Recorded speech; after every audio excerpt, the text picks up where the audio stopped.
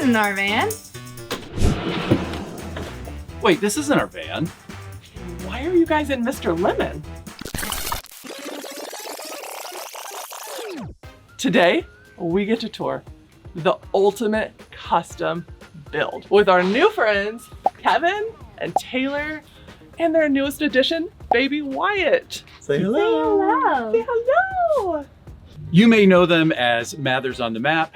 They just recently finished their second van build. They took everything that they learned from the first one, poured it into this awesome van, and we can't wait to show it to you guys today.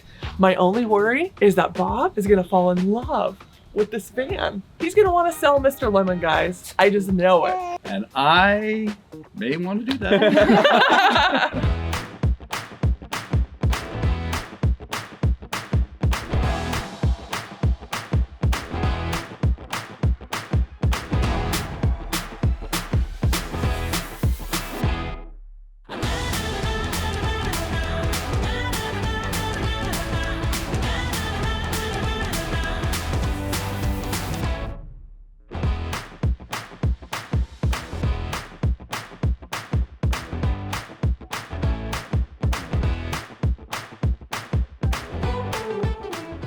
This van is a 2022 Sprinter 170-inch wheelbase, and it is a four-wheel drive vehicle, which is something that we really wanted, and had to drive where? All the way to Virginia from New Jersey to get it. Now, was this the last year that they made the four-wheel drive? Exactly. So that was like part of the negotiations with the dealers. Like, well, 2023 is going to be the all-wheel drive van, so there's few and far between remaining because we bought it in September of 2022, so it was like getting to the tail end. Inventory was depleting, but we're super stoked. We like the color.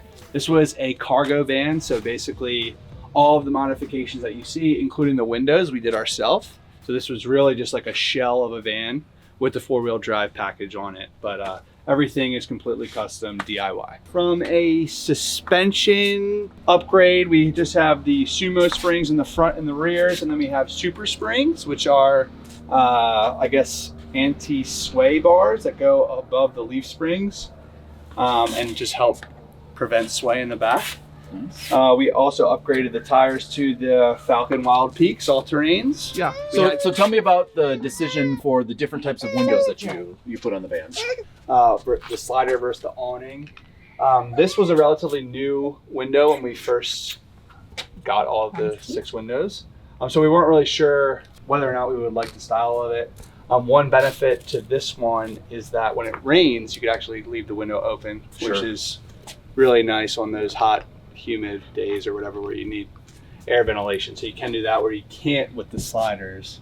But you can drive with the slider, which is a huge perk because we have a slider next to his seat too. So that way, if you're in like the back seat of the van, you can still get some fresh air if you wanted, or if you're just sitting. Like those kind of are nice windows to easily open. You don't have to worry about cranking the awning and all that kind of stuff. All right, so on this side here, we're taking this van down to Mexico, and a big hobby of ours is surfing, clearly. So we have the surf pole and the sidewall ladder and the surf hooks, and this is all by Orion, so this is completely DIY. It's for DIYers. These two pieces actually connect, so it's easy to ship to your house. Same with the roof rack is by Orion. You don't need a forklift or something massive that is fully fabricated, which, there's pros and cons to each, but if you're a DIYer, then this might be more suitable for you. We actually have our water fill inlet on the outside of our van, which the reason why we did this is in our last van, we had to open the back doors to fill our water tanks. And in really cold environments, you lose all that heat when you open the doors.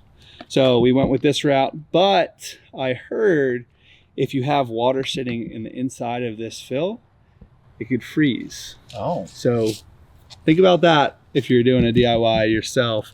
Make sure that your hose is going down so there's no water collection right there. Up on the roof here, we have our Orion roof rack that is completely modular. So I am sitting on our deck panels so we can walk all along our roof rack, and we have walkable solar panels. These are 170 watt panels. We used to have 4, believe it or not. Now we only have 3. And that's because I just drove 2,500 miles from New Jersey to Phoenix and got caught in one of those severe wind Arctic weather blast storms, and literally driving on I-40 in Arkansas, one of my panels blew right off the roof.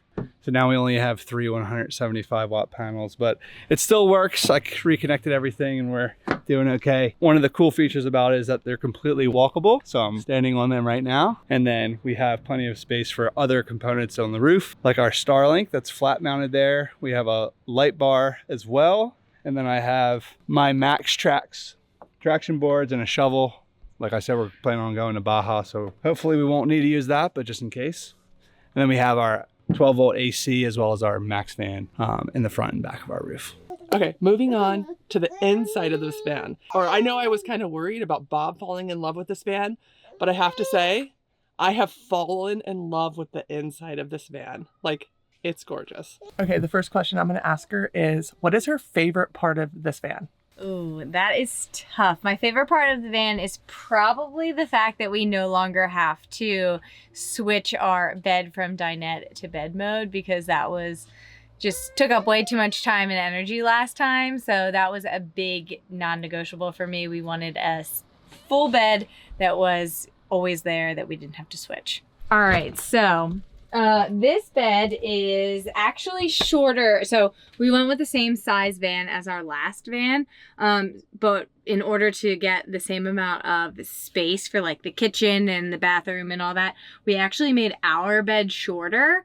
So it's only about 5'4", so technically I can just fit on it, but we did add this pull out section. Oh, that's so cool. Where we put an extra piece of the mattress so that Kevin's legs can come through the middle. This is on like 500-pound hinge or drawer slides as well, so you can actually apply pressure to it and not have to worry about it like falling out. But this is kind of how we made up for the space that we lost in the bed, since we did go shorter with this one. We also have, like, for lack of a better term, like all of our drawer space above our heads. So those are, the last 3 on this side are mine, and this 3 on this side are Kevin's for our clothes, you know, like any miscellaneous things that we want to bring in here, books, stuff like that. Above here is this area is our kitchen. Kitchen, obviously, we're 3 people, so we needed a decent sized kitchen for pots, pans, baby stuff, food, you know, all the essentials. Another thing is we do like to cook. So I wanted a permanent stovetop. That was one of my other non-negotiables for the van. So, but I also wanted enough space where you could still prepare food, which is why we also went with it slanted, because if we put it here, then the prep space was much shorter and smaller than it would have been. We also went with the biggest, deepest sink that we could find that was like still RV size, just because I hate when you can't fit like a dish or anything like that in here, because you're doing a lot of dishes and it gets very annoying, honestly. So I wanted a nice big sink. We also have a nice 110 Dometic fridge. A lot of the food that we eat goes in the fridge, so it was important for us to have as big of one that we could fit. So that's why I went with that. And then these 2 are our pots, pans, you know, all the essentials. They're a little messy right now. Also, like our little medicine cabinet. I love it. I love it. Gotta do what you gotta do, right? I am in love with the storage in here. Oh, thank and you. like the gold and the white. Thank you. And I mean the deep sink, the counter, like yes and yes. The other thing we did differently in this van that we did in the last van is all of our bottom area was cabinets in the last van, which was great for the amount of space that you have, but it's also very annoying because anything in the back of the cabinet, you're opening the cabinet, getting down on your hands and knees, trying to get all the way into the back to get whatever it was. So this one, we just have this cabinet that has our trash and recycling and, like, you know, cleaning stuff you'd have under your sink in an actual home.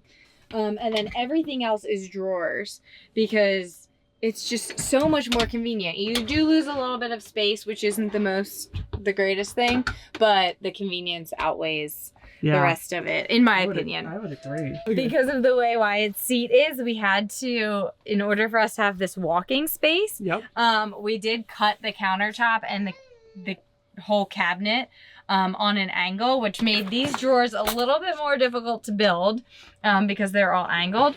Wow. But it allowed us to still continue to have the storage without making them into like a cabinet or not having anything here at all. And then lastly, this is just our like snack cabinet so that if we are sitting near Wyatt, at least we can get to like some sort of snacks or whatever. So I really love your guys' galley. It just is really nice. You've got a lot of workspace here. I love it. And these angled cabinets, I'm sure they were really difficult, but they look super cool. And all the touches you guys have put on here, they look awesome. So you're saying cooking in this kitchen would be amazing. It would be super fun. I am curious about your propane stove. So now, do you have a propane system, or where do you keep your propane? So our propane is right in here. We buy those little green ones that you can buy like at Walmart, or like your friendly neighborhood grocery store. And we created a little box around it so that it sits right in there. And those honestly last us usually like a week at least, maybe 2, depending on how much we're cooking. We usually at least cook 1 meal a day probably on it. Okay. So they last us a pretty long time considering. Cool. And then they're so small that we can put them in the back to bring extra wherever we're going, and they don't really take up a lot of space. Nice. Yeah, I actually really like that idea of using those small green, propane bottles. They're readily available. You can get them anywhere. And then you have a much smaller kind of footprint. Okay, I do have a question about your electrical system. Not necessarily the main components, but just, your lighting that you have in here. So I do notice you have like switches. They kind of look like household switches, but are these 12-volt switches that are dimmable? Yes. Okay. Yes, so these are for the first half of the van, totally dimmable. And then we have ones for our bedroom, which is back here. That way we don't have to get out of bed to turn them off because that's annoying. And then we added this one new to this van because last time we had it, but it's kind of shaded, or not shaded, but it's hard to see when you're standing here and your lights are behind you because you're just blocking all of that light. So this one was a nice add for when we're cooking at night or in the morning, or sometimes we'll just have this one on because it's just enough light. But yeah, so this was a extra addition underneath. Very cool. That is awesome. All right, so you guys know every van tour, we have to get in the bathroom. So I'm 6 feet tall. Let's get in. Let's see. It's tight if I'm standing here, but I think this is removable. That is removable. Okay. So when you shower, the toilet does come out. Okay, so then this is definitely more room than our shower. You think? I think so. Because like this, it feels so much more roomy. Really? Yeah. We went with the Nautilus self-cleaning door. Which you love this door. Yes, that He loves this door. an awesome door. Yeah, Yep. so, I mean, it works great. It's easy. I mean, self-explanatory. Yep. Then we went with the same Palisade tile that Sarah and Alex James used. So it's completely waterproof. It matched our backsplash, which I liked. I'm big on I wanted tile. I wanted real tile backsplash. We had that in our first van, and that was like a no-brainer. This one, I could finally find a peel and stick that looked real. Yep. So I was like, all right, since I can find it and it matches, we'll do it. So it's much lighter than real tile, but it looks like real tile, which was important to me. We went with the wood cedar ceiling just because I wanted a little bit of a contrast between the white shiplap and the ceiling in here. And then we have the teak flooring, so I felt like that was a good go. I noticed that. I was like, oh, it's so cute. It's such a smart idea because it would have been a lot of white. Yeah, so much white. And white is so hard to keep clean. It looks clean in pictures, but I mean, it's not always. We definitely have some repainting to do already. We went with a 1.5 gallon shower head because everyone knows that water in the van is so important and nobody wants to be filling it up 24/7. Right. And it even has a shut off on here so that you're not constantly going to the mixer to turn the water off, turn the water back on. As for our toilet, we went Ogo, which is has the largest pee container on the market. which is great because then you're just doing a little bit less emptying all the time. It also has an electric agitator. So instead of like grinding it up on your own, you just hit this little button. It does it all by itself. All right, so this is Wyatt's section / our like dining space. So in our last van, we had 1 swivel seat. We did 2 swivel seats in this van so that we had more space for, I don't know if we ever had 2 children in the van, we could all sit here. And we actually went with the lowest swivel seat that we could find because, I mean, the worst is when you're sitting on a seat and your feet don't hit the ground because that happened to me in the last one and it's so uncomfortable. So those are a game changer. Those were great. Oh. Nice. Up here is Wyatt's little dresser. So all of his clothes, books, things like that he needs. Yep. That is where we keep like diapers, wipes, all that good stuff. And then that is just a miscellaneous cabinet right over there because you can never have enough storage. Okay, so I got a couple questions about like the van build process. So what was the most challenging thing that you and Kevin had to work through? I think the hardest part is we figured out our layout, which is, I mean, it's similar to our last layout, but it's a little different. So that part's fine.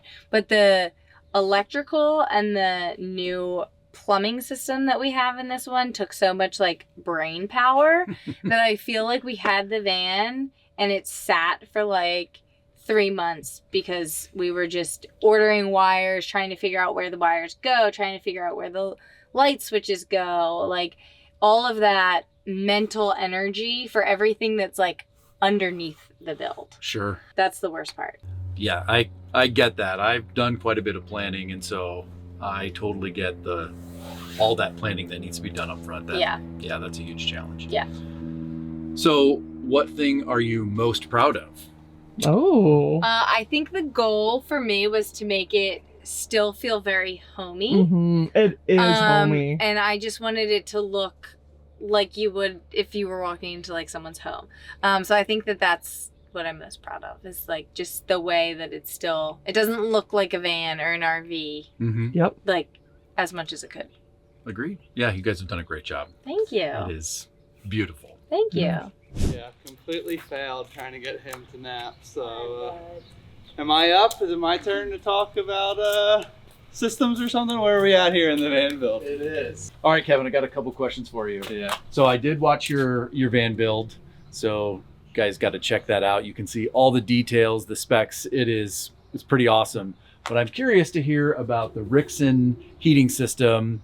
And I just was super interested in that when I saw that. The Rixson system is a full hydronic heating system, which is a beast and a lot to wrap your head around. I have a video kind of explaining it in detail if you're curious. To simplify things, we have 3 ways to generate hot air, hot water, and we have heated floors in it.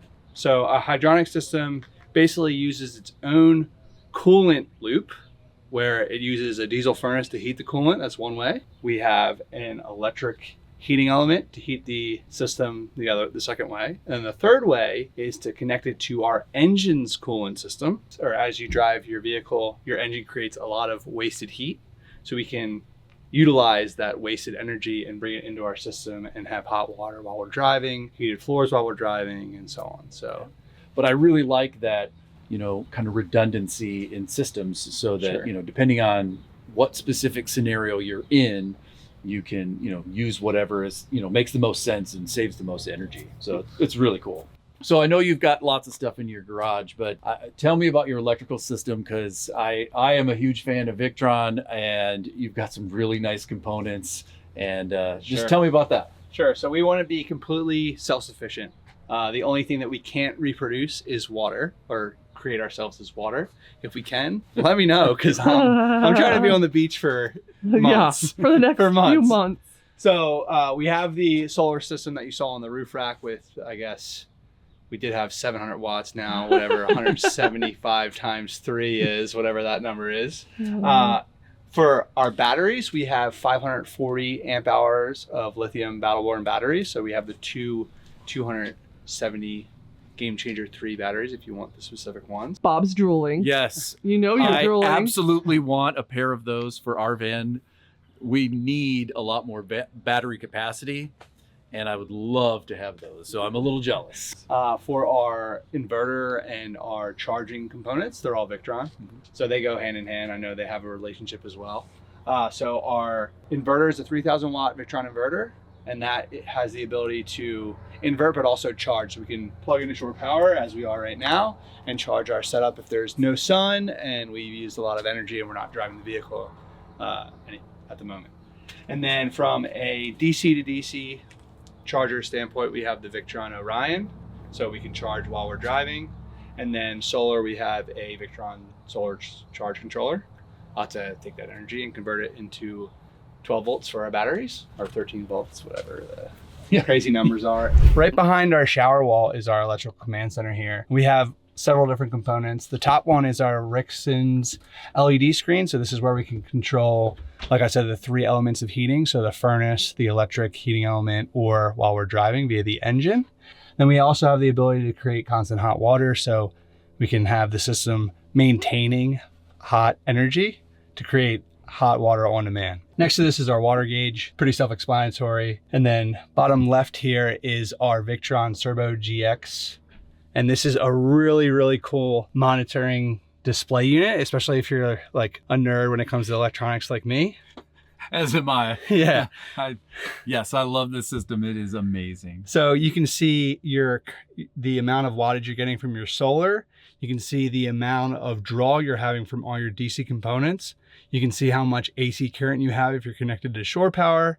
And then if your inverter is on, you can also see what the draw is from an AC standpoint. So you can really see a complete picture of your entire electrical system in one space, which is really, really beneficial. We have 3 rocker switches here. The first one's for our water pump. The second one is for a recirculation pump. So since we have constant hot water readily available, I created a recirculation line for our hot water. So instead of waiting for hot water like you do in a house to get hot when you turn on the hot water, I could just hit the recirculation pump and the hot water will feed to the faucet. That way I don't have to waste any cold water as it goes down the drain, especially when you're in like cold environments and you want to shower, but you don't want to jump in the shower right away if the water's freezing cold. So that's pretty cool. I'm super stoked about that one. And then the last one is an electric ball valve for our 20-gallon gray tank that sits underneath the van. We also have a little electrical nook here where we can charge our laptops, and we have plenty of USB, USB-C, and 120 volt outlets as well. So on the right side is our electrical system here, and on the left side is our entire plumbing and heating system. I need to get out the stroller for the little guy because he is refusing to nap right now. So we're hoping this Gonna be the key. is the ticket, the ticket to nap time. But we have about 5.5 feet of space behind there. So plenty of room for activities. This side is a little bit longer so I can put in my shortboard, surfboard. Okay. And then we just have your typical stuff. Our water tank is 36 gallons. It's over the wheel well. But for Baja, we're also bringing 2 5-gallon jugs for extra water capacity, because remember, I cannot create water at the moment. Not yet. Nice. Not yet, not yet. So I do have a electrical video covering this whole compartment area, and then I also have a dedicated heating and plumbing video if you want to check both of those compartments out.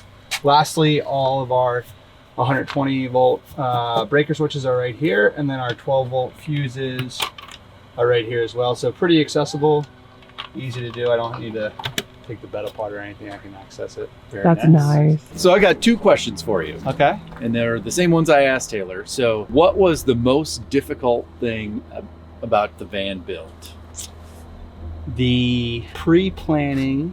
So once we've confirmed that we were going with the hydronic heating system and the heated floors, we had to build the van around that, because there's a lot of different new components that I wasn't too familiar with. So I would say that is the one, and it's just awesome. So I was really excited about it. Sure. It's arguably one of the best heating systems. I might be biased because it's in the van, but I really do think it's pretty beneficial. So probably that. Sweet. And then the other question was, what are you most proud of about the van build? Honestly, probably that we're able to do it with a baby. Well, I mean, we've done one successful trip with the baby. We'll see how the second one goes. So we're going to be down in Baja for a good amount of time. So hopefully we'll be moving slow. But just being able to do it with him is probably, I'm pretty excited. I'm pretty stoked about it, honestly. Well, I've done a lot of research on, building out a van, and no surprise, this is the year, make, and model that I would pick. There isn't anything I don't like about that. 4-wheel drive, the 170 Mercedes. It's an amazing machine. Now I'm ready to build our own van. I knew it. Let's get started. I knew it. Yeah. I do know one thing that would be different. If you had this exact van, Okay. I know one thing that would 100% be different, and that is the comfy bed. Yep. We just went in their bed or their van, and we felt their bed, and it's like 11 inches. It's like you said it. It's more comfortable than inside the house. Right? Yep. So Yes. that would be one thing that they would do differently. Yep. in That this is van. probably true. Yep. That is We true. would just use our current mattress. Yeah. So if somebody's interested in building out a van similar to this, where can they find out some information on how much that would be? So part of our van tour, we also have the included cost breakdown of the van. So we are fully transparent with this. Obviously, we have a YouTube channel and we get certain deals and discounts on things, but we broke it down if you were paying completely out of pocket, exactly how much this build would cost. It's a great video. You watched it, and I mean, are It's you just so detailed. excited? You watched him build this from scratch, and now you get to see it in person. It is kind of surreal, to be honest, to be here and meeting you, seeing your van. It's been fun watching all of your whole entire series for both vans. Yeah. And so it's just awesome to have you here today. Well, really appreciate it, both of you. Bob and Hillary have been so accommodating. We literally have multiple packages at their house right now. We probably wouldn't be able to make it to Baja without you guys. So seriously, thank you so much. Anytime. We owe you a lot of beer. A lot of beer. All right, thanks for joining us today, guys. If you have any more questions about the Mathers and their adventures, where they're going to be, you can find them here on YouTube, Facebook, and Instagram. So check them out. Yep. And if you like this video, don't forget to subscribe to their channel because they crank out awesome content and they're a blast to be around. So Oh, thanks. thank you. Join the party. Until next time, bye, guys. All right, we need to open the sliding door better. Learning how to open the sliding door. Wait. I forgot what I was doing. You're gonna have some fun.